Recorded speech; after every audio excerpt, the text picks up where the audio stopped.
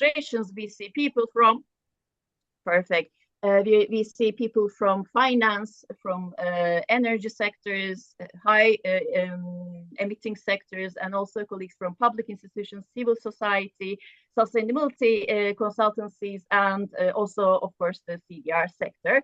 I think what we have in common, what we share is a common interest in the future of net zero strategies and how CDR fits into the picture, especially on the road to COP31, which is going to take place here in Turkey, as all of you know. So in just a moment, we will run a poll to say exactly who is in the room, from which sectors are here. But one last thing, before I give the floor to Göker, I really want to say how grateful we are to have Chris Neidl with us today. Thank you very much. And so with that, over to you, Göker. Okay, so let's kick this off. Hello, everyone. I am Göker Avcı. A little bit of background about me. I've been working around carbon and carbon removal for the last 7 years. I co-authored the world's first methodology agnostic forward crediting standard for engineered CDR. I'm the co-founder of Covalent, which is a San Francisco-based company. As I often say, Pinar and I are partners in crime in this CDR journey, and it's great to see many of you joining us today again. As I last checked the registrations list, there are a very diverse set of backgrounds from very different exposure levels to the CDR subject. So while the topics we will mention today might be a bit of an information recall for some of us, and also very new and exciting for the rest of us. Before we begin, I would like to express my deepest thanks again to Chris Neidl for agreeing to join our event today. Welcome again, Chris. So as an intro, before we define CDR, here is the core reason I think it matters. We already have an excess stock of CO2 in the atmosphere from past emissions, and cuts or reductions alone don't remove that. If we want to stay within safe climate limits while dealing with residual emissions, we need a credible way to take CO2 back out from the atmosphere. That's exactly where CDR comes in. And we need to start by recognizing that carbon dioxide removal, CDR, is undeniably significant. It's a relatively new but vital field, and for many experts, it's effectively the world's one of the most underestimated but complementary pieces to stay within safe climate limits. This is why we believe CDR needs to be a much larger part of the conversation and the official agenda as we move towards COP31 in Antalya. But what is CDR exactly? In simple terms, it's the process of removing CO2 from the ambient air and storing it durably, or we can say permanently. You can think of it as using technology to replicate or accelerate what natural photosynthesis already does. To understand the landscape, we can look at the two main categories. First, we have nature-based solutions, NBS in short. This includes things like reforestation, improving soil carbon, or restoring mangroves and peatlands. But second, we have engineered, or also called novel solutions. These include technologies like direct air capture, which pulls carbon from the sky, enhanced rock weathering, or some other ocean-based solutions like ocean alkalinity enhancement. We also see hybrid methods like biochar or BECCS, bioenergy with carbon capture and storage, that use both natural growth and technical processing at the same time. The most important rule to remember is that true CDR must remove carbon from the ambient air. For example, point source carbon capture and storage, mostly called CCS or CCUS, it's not considered as CDR since it does not remove CO2 from the ambient air. It captures CO2 at its source before being emitted into the atmosphere. It basically captures CO2 at the chimney. Therefore, we can consider it as avoidance or reduction, not CDR, not removal. To consider a technology type as CDR, it has to be removing CO2 directly from the atmosphere again.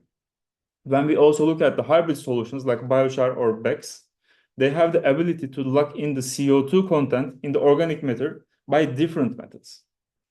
Our goal with the series is to turn these concepts into a practical strategy for our region. I will now hand it back to Pinar to talk about our specific geographical focus and the potential we have here.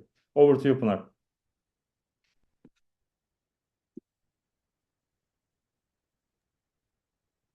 Thank you very much, Göker. Okay, I was unmuted. So yes, let's talk about where we are and why we started the CDR stage towards COP31. And welcome for those who joined us later. Now we are 49 people in the room. This is great. And I hope it increases, continues to increase. So we want to use the time until November to support the preparing the ground for CDR at COP31. Actually, this event series is actually the live component of CDR brief, which is at the independent platform we named as COP31 Türkiye brief. Which is an independent platform founded by our colleague Selen. I think she's with us today.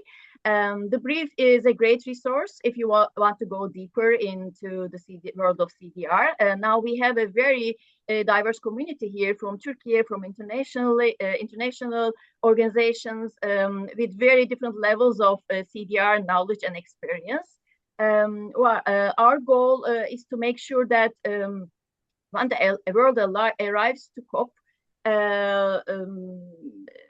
we are already people in this room, and our local stakeholders, regional stakeholders, international stakeholders are ready to take action and lead the conversation with the CDR community at COP31.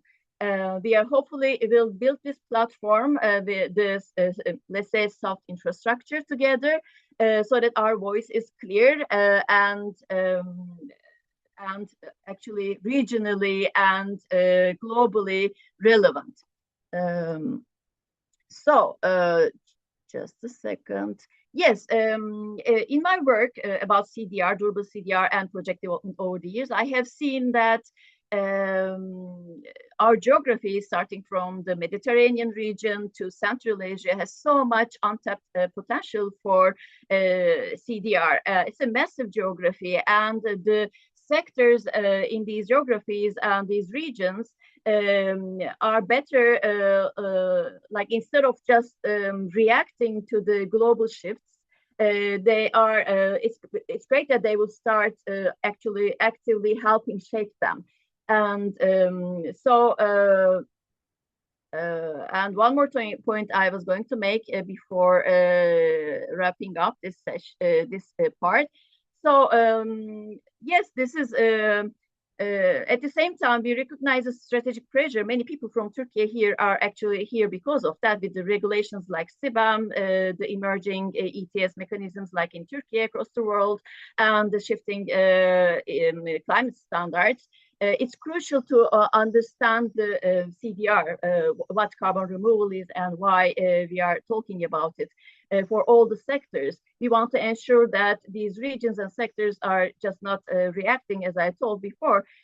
Each stakeholder needs to be at the table and help define how these technologies and policies especially help shape these or develop these are being developed so that it's also working for their unique context. This is something that we feel very much in Turkey, actually. And of course, we need the wider climate action community to understand CDR better. So before we hear from Chris about the global perspective, we want to see exactly who is in the room right now. How many people are we? 58, that's great. Let's see the diversity and the interest levels. We have this poll with three quick questions.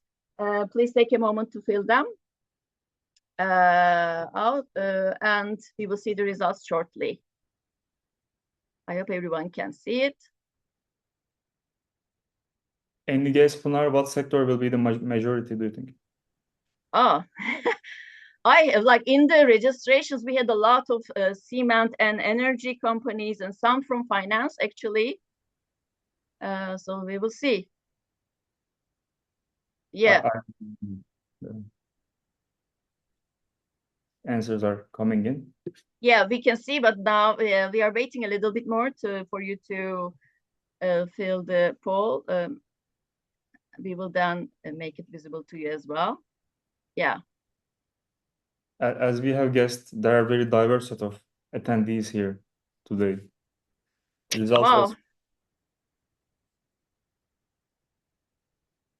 So Ülkü is asking, can you please revert again the survey? It's already active. Ülkü, can you see it?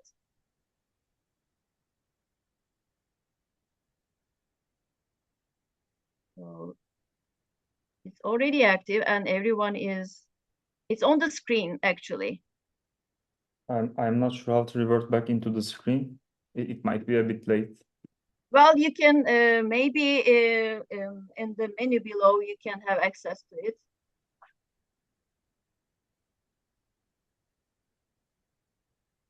Yes, we have a comment. It will be nice to see a choice as natural building materials other than cement and steel. That's great. Merve, my friend, actually. Okay, I think everybody just, we can just share the screen. So 33 participants have answered the questions. So I'm just trying to read.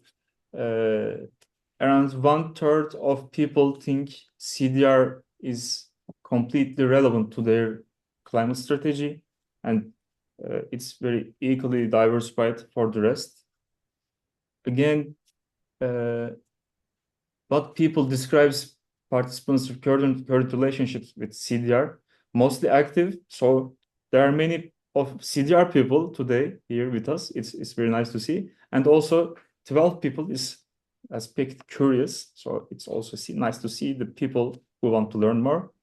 And sectors were very diversified: energy, finance, steel, other sectors, textile, research, NGO, consultants, and CDR sector again. So as we have guessed. So I will stop sharing the results. So I think everybody have seen the results, right?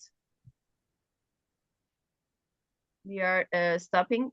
Yeah. I stopped it. Yeah. Okay. So okay. Let's move forward. Carbon removal lead from Climate High Level Champions, Chris Neidl is with us. He is considered one of the most strongest voices currently in the global CDR community. Over to you, Chris. Thanks for being with us again today. Yeah, it's a pleasure to be here. I was so thrilled when I met you, Göker, and then you introduced me to Pinar, to know that your community is up and running, because it's, for reasons we'll discuss, it's so essential that we know who we are in the room, that we create these spaces where people that are either curious or fully bought into CDR begin to learn more and come together, because collective action is going to be, critical to our success. And we have a pretty tall order going forward. My remarks are not going to be very long, because I do think it would be great to have a discussion. Lots to discuss. You covered a good amount of what I was going to highlight in my remarks and yours, which were excellent. But just a bit of background, as Göker just mentioned, I'm the carbon removal lead for the Climate High Level Champions. And our organization was sanctioned through the UNFCCC process about 5 years ago. And our goal is to really sort of rally, amplify, and support non-state actors that are meeting or exceeding the Paris Agreement. Historically, that's been our role. What is transformed in the last year, starting with last year's COP in Belém, is that the core of what we do is we support the presidency of the COP in developing and delivering the action agenda. So every COP consists of two main tracks. One are the negotiations. This is, when we actually hash out the implementation among parties of the Paris Agreement. And the other is the action agenda. And these are more voluntary partnerships and collaborations that are meant to deliver impact across a range of different key objectives related to the Paris Agreement. And so I work primarily on the action agenda, and we team up with the presidency teams. Last year, we worked very closely with the Brazilian presidency. And then we, right now, are very excited as the Turkish counterparts get stood up, beginning that process again for COP at the end of this year. As the carbon removal lead, my goal, I started a year ago, was really, it's always been to get carbon removal on the inside, getting it so it's no longer sort of floating around on the margins as a curiosity, but that the COP action agenda and the work and implementation of the Paris Agreement as a whole matched with the IPCC has been, let us know long time ago. It's been at least since 2018 that there has been explicit quantification and recognition that carbon removal is not an elective measure. It's not a substitute for mitigation, but rather it's just something we need to do now. And for three reasons. One is we already have excessive greenhouse gases in the atmosphere that will make it, all but impossible to maintain the temperature limits of the Paris Agreement. So we need to do that. We also have certain sectors that are fundamental to the economy in industry and agriculture, in transportation, that are just almost impossible for us to decarbonize fully at the rate that we need. So to balance those quote unquote residual emissions, we need removals. And then carbon removal is the only tool we have in the toolbox that would allow us to sort of not move the clock backwards, but to the ability to actually, as we overshoot temperatures, how do we get it back to the temperature range that we need in order to, the 1.5 or 2C. So carbon removal is the only one that allows us to go in that other direction. So this we've known for some time in successive IPCC AR reports, since 2018. This has been clearer and has been elaborated upon with more and more data. We need a lot. The estimates range from different sources, but if you look at the middle of this decade, or this century rather, we're looking at about 10 billion tons per year capacity, give or take a gigaton that we're going to need, and we're nowhere near that. And by the end of the century, we're going to need, likely double that. And so we're in a phase right now, as any of us I spent, my whole career in climate tech, was in solar for 15 years. These imperative technologies or solutions that we have, you can't just flick on a switch and have them, go to scale. There's just a process that's baked into the cake. Everything from technology development and R&D to market creation and validation and a whole bunch of different things that happen that are just inherently time consuming. You can accelerate things, but they do take time and you can't skip them over. So while we might look at where we need to be mid-century in terms of large numbers, we really need to be focused on right now. What is it that we need to do over the next short window of time for the remainder of this decade in order to be able to put ourselves in a position to reach those targets? So this is the critical window of time. And so what my work is all about is how do I get carbon removal embedded within the action agenda so that it's actually just like all other key objectives that we know that we need to meet in advance to make sure that we're doing the same for carbon removal. And so we had some great unprecedented success last year in Belém. We got a couple of initiatives, one that maybe both that I'll mention by the end of the call, that are explicitly about carbon dioxide removal and advancing CDR. And so we'll discuss that because that could involve all of you who have joined here, one of those initiatives in particular. Just a couple of things I want to quickly, underscore that I think are really important for us, just is how we think about carbon removal. So when I started, I'm sort of an old timer in carbon removal. This summer will be my 10 years in carbon removal. And when I started, which was before that report that I mentioned, this was a very underpopulated space. It was very marginal. It was mostly academic, nothing like a market or commercialization. And then I saw with my own eyes, particularly after that 2018 report that I mentioned, this extraordinary mobilization of people from all different kinds of backgrounds, all different forms of expertise that really rose to the challenge and said, we need to do it. But when we started, it was really a problem without solutions, or at least a problem without an adequate set of solutions. So we found in 2018 that we're going to need 10 billion tons per year by 2050. How do we do that? And certainly we know that there are existing, what they call nature-based or conventional solutions, certainly forests and soil carbon and other forms, blue carbon, critically important role. But we knew even that early that is not sufficient. The estimates are maybe about 40% of the removals that we need can be delivered through those pathways. And we do want to continue to advance and preserve those pathways as much as possible because they're ready, they're cheap, they have other co-benefits. But we need to do a whole bunch of other stuff. And so if you went back even 5, 6, 7 years ago, I say CDR was sort of born with a scary graph, that was in the IPCC report that just showed this is how much we have to do, but without much guidance on exactly how we would do it. And I think one of the things that is underreported but understood quite well by people who are in the CDR community was this breathtaking explosion of discovery and how the many different ways we can do carbon dioxide removal and how those different ways embed themselves within things that already exist. So we're not starting from zero, we're not starting from scratch. And I think now that we have enough time and we can look through a rearview mirror, that is, I think, the fundamental dividing characteristic of carbon removal. Carbon removal is not a thing. It is a potential. It is a function that actually can be found latently or in already in developed ways throughout the economy and throughout many, many different contexts. So as I always say, as a metaphor, don't think of CDR as let's say an animal, like a bird that you're looking for. Where do I see the CDR of the thing? Think of it as flight. There's many different things that can fly, and we're discovering them all the time. And so that is a major advantage we have. It's also a lot different. Prior to jumping into CDR, I was a solar guy for 15 years, did solar advocacy, business development, in, various parts of the world. And CDR is almost the opposite of that in some ways, in that solar flourished and scaled because it converged on a common technology that was very simple and could be utilized in many different contexts and different niches. And through those niche development, it continued to scale, the cost came down, and that unlocked other niches. So it's inspiring for us to look at solar when we ask, can we actually do this? Can we do this thing that the IPCC says we do?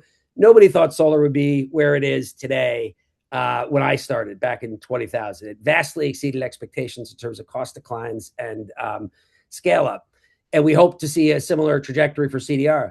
But as I said, CDR has many different things that ranges so many different contexts, so many different technologies, so many different underlying fundamental areas of science and business are involved. But the key to our scale is not going to be convergence on one thing. It's going to be how do we discover and scale up and make cheap and make verifiable the latent potential of carbon removal in many different settings, from wastewater treatment plants to forests to oceans to concrete and cement manufacturing, in agriculture. It's how do we discover that and scale it up. So one thing I'll end with, and then we'll get into the discussion because there is much to talk about. I think Pinar did a good job. People who are that are from Turkey or in Turkey on this call might be thinking, well, where do we fit into it? I didn't know much about that until we found out that Turkey was going to be the president of COP31. And then when I jumped into it, I was like, wow, this is sort of a very well-kept secret in terms of the rationale and motives for why Turkey would lead on CDR, their capability to do it as well. So there's actually a lot to be excited about. And I think what Göker and Pinar have started here is really important because we need to mobilize Turkish members of our communities to sort of share the message of this starting right now. And I think I can offer an opportunity to do that, which we'll discuss in the call. But I think key areas of activity that we really need right now is we need to activate more policies. In recent years, we've seen, again, I was a solar guy. It was slow going. It was fast by innovative technology growth standards. We need to find at every level, from the multilateral all the way down to the municipal, direct and indirect policies that are conducive to realizing carbon dioxide removal. That's absolutely critical. And again, every level matters, not just what the big proclamations that happen from high-level convenings at COPs or Davos. We need it at every level. In fact, sometimes it's the local is the one that lights the spark that leads to the higher levels of policy leadership. I think scaled CDR does not happen. It goes by itself. It goes through its ability to integrate with other industries. And that has been one of the huge frame or paradigm shifts that we've seen. A lot of people to credit for that recognition. Certainly the Rocky Mountain Institute, or RMI, was one of the first to really put this forward, but it's kind of the sheet music that many of us read from. And that goes back to that characteristic of CDR, as I said, is it's a latent potential that can be done in a lot of waste streams. It could be done in a lot of industries. It could be embedded into a lot of value chains. And when it is, it often adds value or reduces costs for that host industry, whether it's mining or cement and concrete or aviation or solid waste management or agriculture. And our key to getting to that big number is not to pursue it in isolation, but how do we hook ourselves to existing industries and sectors that already have a foundation, they have staying power, and they're not going anywhere. And they're by their very nature, they deal with massive mass transfers of material. So that's a really key part. And then the last one, and these are not in sequential order of importance, is demand mobilization. So unlike renewable energy, there's not necessarily with CDR a commodity that will already be being purchased that has certain properties, like an electron that happens to not have carbon attached to it. With CDR, it's a little more complicated. Again, some CDR solutions, they offer a lot of other value beyond carbon removal economically, but we need to create a market for CDR where the work of the plethora, the huge Cambrian explosion of suppliers is paid for. And so that both includes mobilization and demand from the private sector and the voluntary side, but very soon, as in like now, when we're beginning to see, sort of bright sparks in this direction, governments. So we need compliance regimes that actually create and value carbon and price carbon removal and create a market for it. So those are three critical areas, and that is what we will really be focusing on with COP. And I'll be quiet right now, but I'll say one last thing, and then we can have a discussion about it, is that one of those initiatives that came out of COP30 or Belém that was published within the action agenda is called CDR 2030. And this is basically creating an action agenda for carbon removal that is in dialogue with the actual action agenda of COP. And so the idea behind that is, can we bring together, whether they're policymakers, industry leads, business leads, that know that they have to do carbon removal? Maybe they're in that curious column that our poll had in the beginning, but they don't really know where to start. They don't quite understand what their role is or what their potential is as a integrator, as a policy lead, or as a source of demand. And the way we've seen historically in other industries, the process of getting those folks from not knowing or curious to being in a position to act is greatly enhanced when you bring people together who have some people have the knowledge and the information experience and others don't, and they can collectively be able to close the knowledge gaps, close the capacity gaps, to bring those implementers to a place where they say, we can do this now. And so what CDR 2030 is basically designed to do is to create that for CDR. And it falls within those three buckets I mentioned, that we want to work on projects and plans that could be announced at every COP between now and 2030 that are either mobilize demand, activate policies, or facilitate the integration of CDR into existing industries. And just like the Action Agenda Belém, for those of you who are COP followers, it has a real emphasis on the next 5 years. It's about implementation now. What step changes can we achieve right now that puts us into a better position to inflect upward in later years in the decade?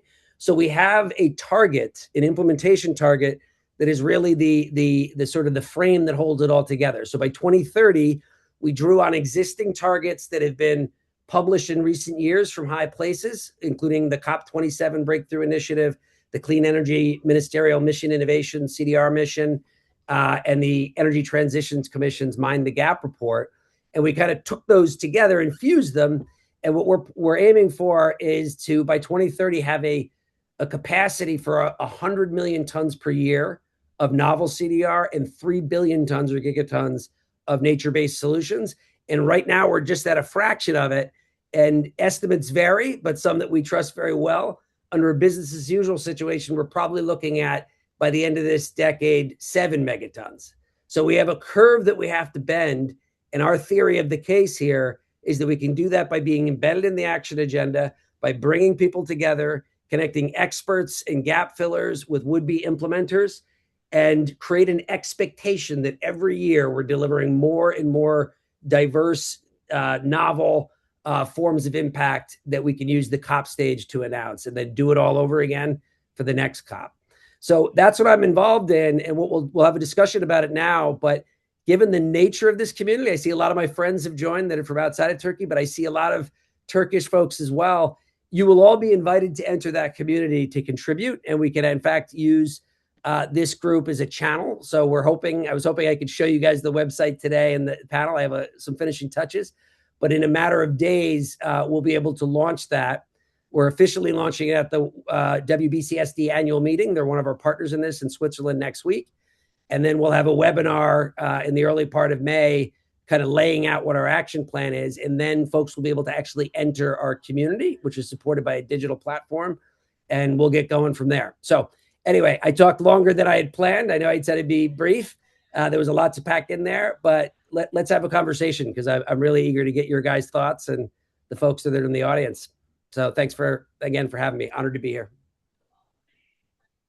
Thank you. Thank you so much, Chris. This was a great talk, actually. Like you have talked about so many things. It's great that we have recorded this session. I really would like to go back and watch it again. So yeah, we definitely want to hear more from you. We have some questions, so please, everyone who has questions, you can use the Q&A box for your questions, and we will collect your questions and merge them and select so that we stay within the time limits. Like if it was just for me, I would stay in this meeting for many hours and interacting with all of you.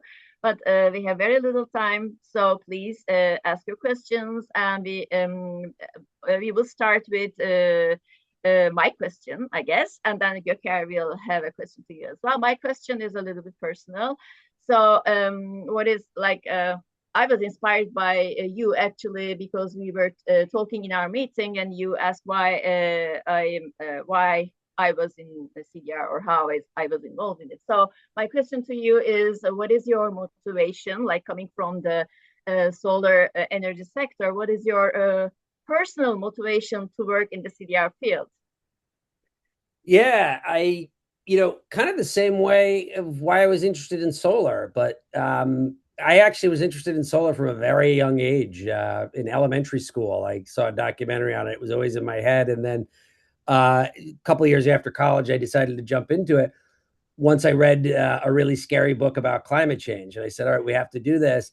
And I think what I'm drawn to usually is, what are the things that are very early stage that kind of need to happen to grow, and how can someone like a generalist like myself with an advocacy background, communications background, come in and try to get it to a point of maturity. So that's why this project that I'm mentioning is in some ways like the culmination. I mean, this is exactly what I'm saying. Can we get it from something that's still nascent to something that is well established and primed for scale? And the reason why I left solar, which I love solar, I will always be a solar person. I learned so much from solar. That's the frame of reference I really have with the work I do right now. But I wanted to move on from that, because solar, the ship has sailed on that. I mean, solar is, you just can't put that genie back in the bottle, as much as certain world leaders right now might be attempting to. It's really mature. It's a massive, global, sophisticated industry that's growing all the time. So I didn't see myself any longer sort of fitting into that.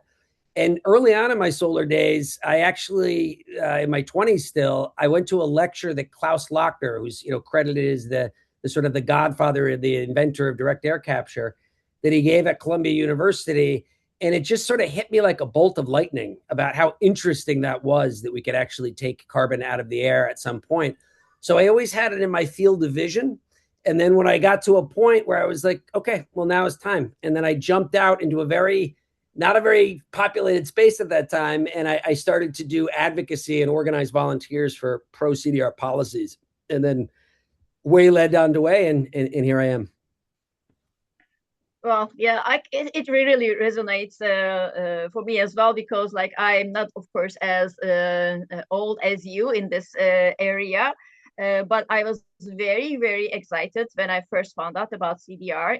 It is so much about innovation and creativity and collaboration, and it has so much potential. That was so exciting for me, and I'm really loving to be working in this area. And I'm a fan of biochar. Like we are trying to start a lot of writing a lot of projects, forming consortiums for international funding calls about biochar, be it in the cement sector, for agriculture, for animal feed. Like it fits into so many places.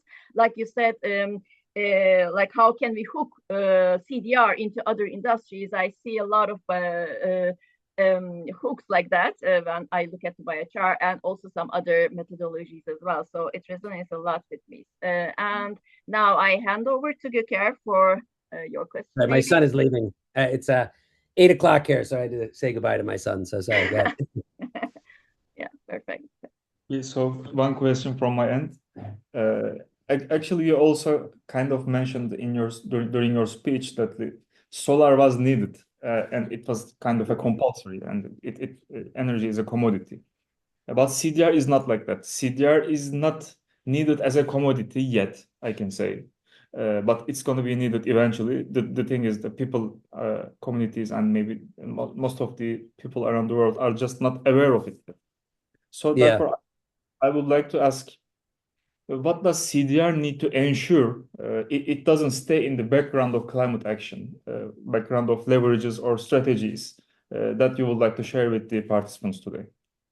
Yeah, and one thing I'll back up real quickly on the solar question. This applies to all renewable energy. You know, what I mentioned before is it does have a commodity, which does some of the things. But I want to be really clear. Sometimes people don't. I was there for it. You know, I was literally right out of college, and I saw from the. You know, I started the year the German feed-in tariff started, which transformed everything, and then watched it all happen to just become this completely other thing pretty rapidly. Renewable energy wasn't needed from the point of view of a short-term sort of policymaker or consumer. Okay, well, of course it was needed from a climate perspective, and you can make arguments about energy security, which I think are really rearing their head right now, given events. But the reality was, in most places, if you take the North, the places that would have implemented the incentive policies, we have a pretty reliable energy grid. You know, it wasn't there. And the reason why it was pushed for it, if you look at the history of it, is because we needed it from a climate and environmental perspective, right? And so it's not that much different, right? Again, people, I don't know if I'm making my point clear, but people sort of revise history a little bit and they say, well, it was an inevitability. It's electricity. It's better. It certainly didn't look that way, you know, back in the 90s or in the early 2000s. But what we need to do is, hopefully I kind of hinted at it in my remarks, we need to stop early on in order just to establish CDR, to get it into people's field of vision. We needed to say, we need a lot of it, and this is what it is in big terms, right? We need to say, we need CDR, right? I think that is an important message in certain audiences, particularly in the climate advocacy space. But in the world, to develop a market for this to get going, we need to instead think about it. How do we need CDR, but how can this other thing that already exists develop a CDR layer that in a way makes it more effective from a climate perspective, but often makes it more effective from its own value generation perspective, right? So if you take the example of mining, or let's take the example of cement and concrete, which Pinar, I'm obsessed with that. I won't get into it. It's been the very beginning of my CDR started with a bill that was focused on that. And that's been kind of a through line for me. But it's rather, you can have the conversation about, yes, the cement industry needs to, balance its residual emissions. Absolutely. Okay.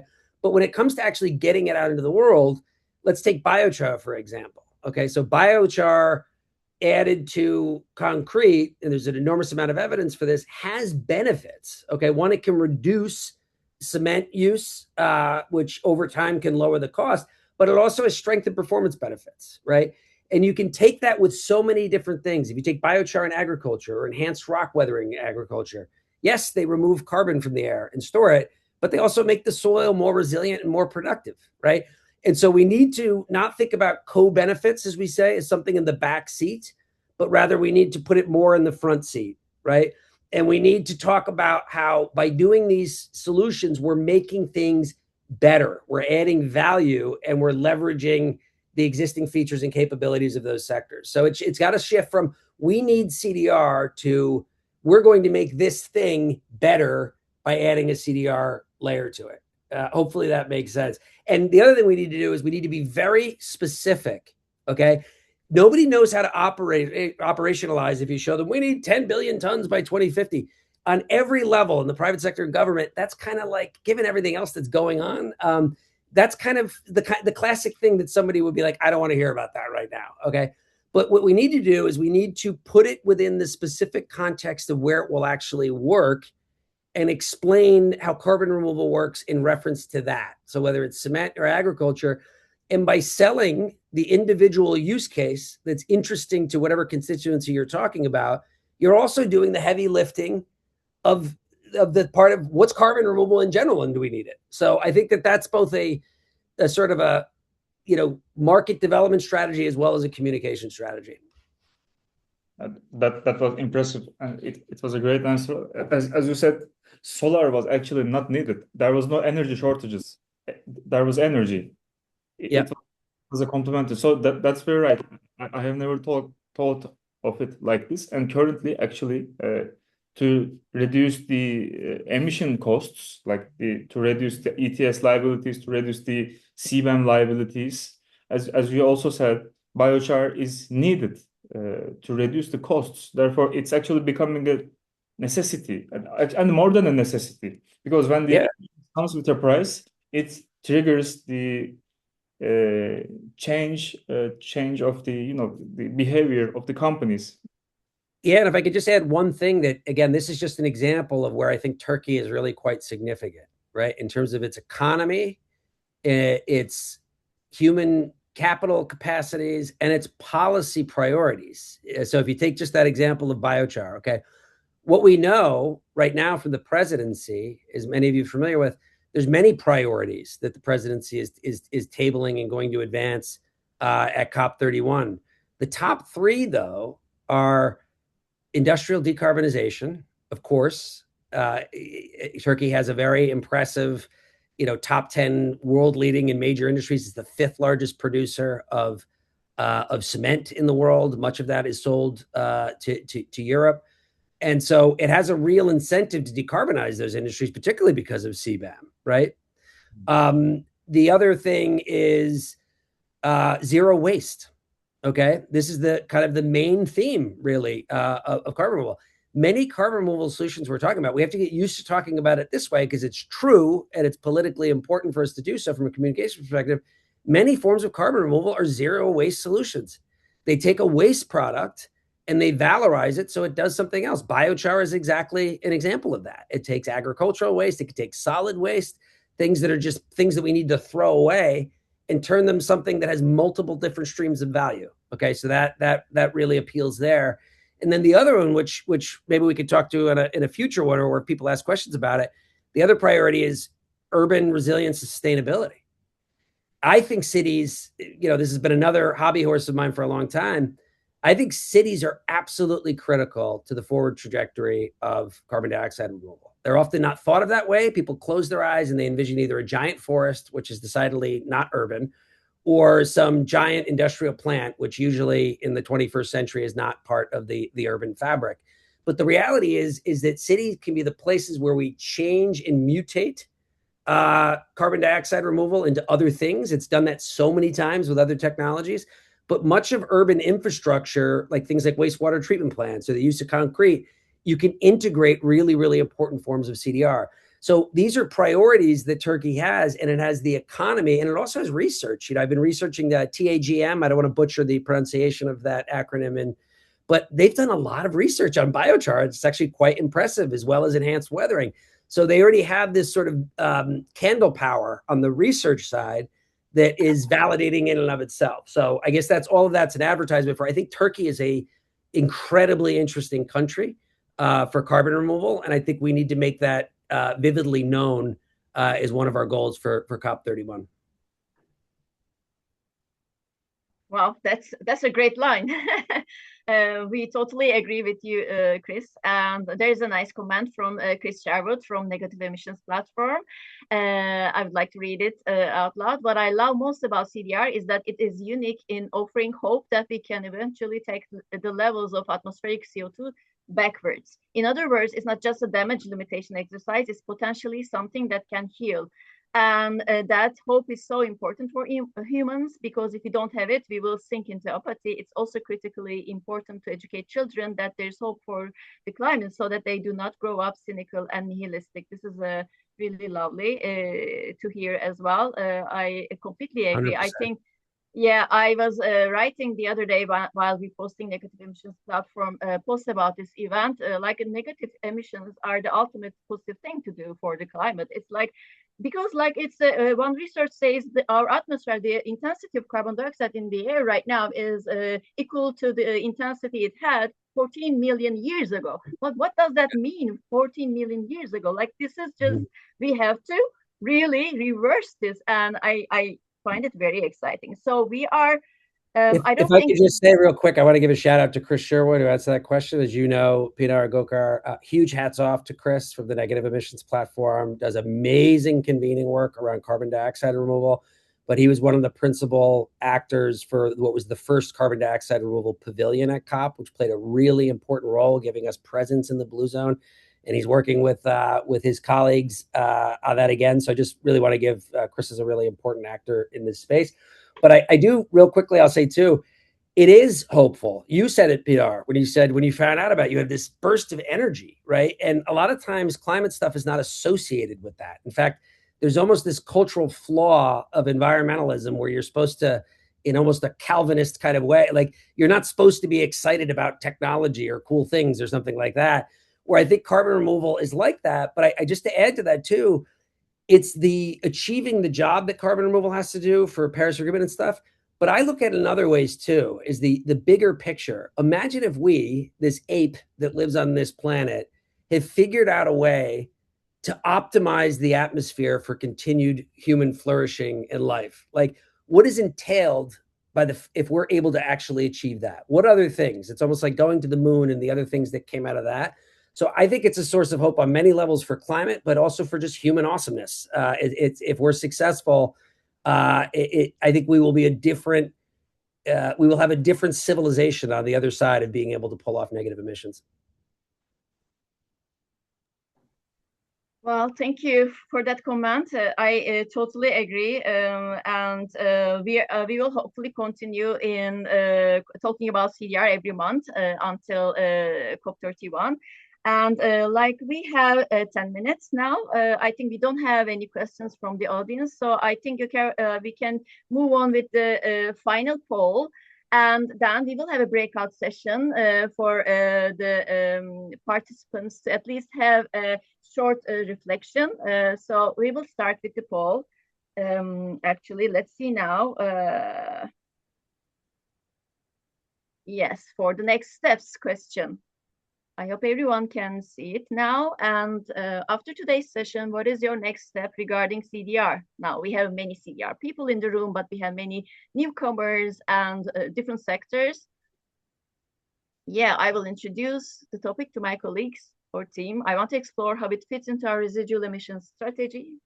I need more technical info on specific methods. I'm ready to look for new project partnership opportunities. And Pinar, we should, again, I want to just flag is that through you, because you have the mailing list of RSVPs, when CDR 2030 opens up, a lot of these questions here, I'm ready to look for new projects, partnership opportunities. That is what CDR 2030 is a home for. You can come in and meet the people you need to form a more crystal idea for that. So we will be inviting you hopefully next week. Keep building the website myself. So perfect. I think everybody, yeah. So we can share the results on screen with you now. Let's see. So a majority of people are ready to look for new project partnership opportunities.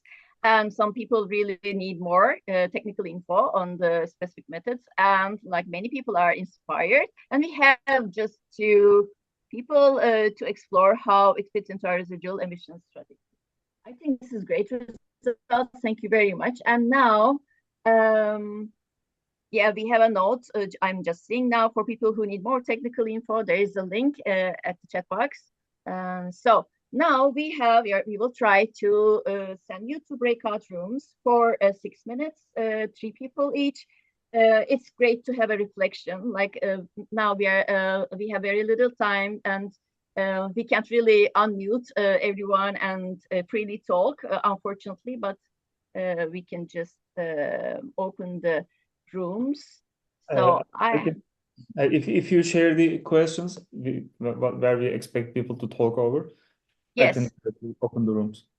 Okay, you open the rooms. I'm reading the questions. So in these rooms, we want you to give your reflections. Basically, we have two guiding questions. You are free to choose one of them. One of them is, I could start CDR in my work by fill in the blanks, or an area where I see potential for future collaboration or partnership for CDR is fill in the blanks. Just your reflections. And you will have approximately 2 minutes each person so that everyone can speak. And we will meet at the main room after the breakout session rooms to share your, I don't know, reflections in the chat. And then we will thank Chris and maybe get some final remarks.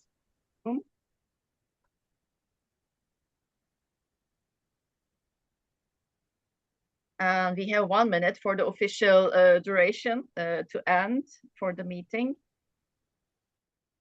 3, 2, 1. Oh yeah. This was great, guys. I hope at least were you able to have a conversation in the rooms? I hope you did. It would be great if you'd like to share your reflections in the chat box. Some people were not able to have a chat. I'm sorry for that. There is always some technical or issue, or some people are not very active in the webinars. But let's see if there are any reflections. Well, anyways, we don't have any reflections in the chat box yet. Thank you very much for joining us today. We are just at the time that we suggested we are going to finish, but we can stay here for a couple minutes more. For those of you who can stay, if you cannot stay, thank you very much for all of you who joined us today and participated. And I would like to give the microphone to Chris, maybe for his last, I don't know, any reflections or remarks, final remarks. Yeah, I would just say, I'm really encouraged. It's really people like you two and your counterparts in other places. It's about creating a place where people can come in and learn and connect. And you and I are very similar, the three of us. The way you talk about CDR, you get so excited about it. And so you have a critical role, as do people that are listening right now. There are ways to support, help, get involved. And that will become clearer through CDR 2030. But as I mentioned with Tayfun and Ali in my group, I'll be in Istanbul in the beginning of June for the Zero Waste Forum that the presidency is putting on. We should look to create, for those who are Turkish or that are in the Istanbul sort of greater area, let's do a happy hour then to get everybody together. And, again, I think that will help with our own mobilization. But honored to be here and absolutely thrilled by the work that you two are doing. Well, thank you so much again for this wonderful time together, for your talk and all the comments. I really appreciate that. And Göker, maybe you would like to say something as well. Well, since there is not any more questions, I feel like we can end the call. Again, thanks a lot for being with us, Chris, and encouraging us to work more over the CDR. Hopefully, we can find more pathways to collaborate again in the close future. We will be. So I see many comments in the chat box, like for